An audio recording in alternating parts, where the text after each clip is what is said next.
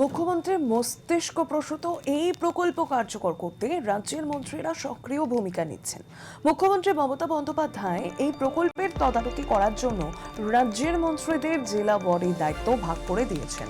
উত্তর চব্বিশ পরগনা জেলার বনগাঁ মহকুমার বিশেষ দায়িত্বে রয়েছেন রাজ্যের শ্রমমন্ত্রী মলয় ঘটক। বুধবার উত্তর চব্বিশ পরগনার বনগাঁ ঠাকুরনগরের শিমুলিয়া প্রাথমিক বিদ্যালয়ে আমাদের পাড়া আমাদের সমাধান শিবিরে যান মলয় ঘটক। আর 3টি বুথ নিয়ে আয়োজন করা হয় আমাদের পাড়া আমাদের সমাধানের ক্যাম্প।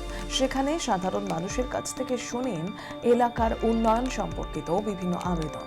দ্রুত সেই সমস্যা সমাধান যাতে হয় তা নিয়ে মন্ত্রী কথা বলেন প্রশাসনিক আধিকারিকদের সঙ্গে। নানা কাজে সুরাহা করেন সরকারি আধিকারিকরা। একই সঙ্গে দুয়ারে সরকারের ক্যাম্প চলছে।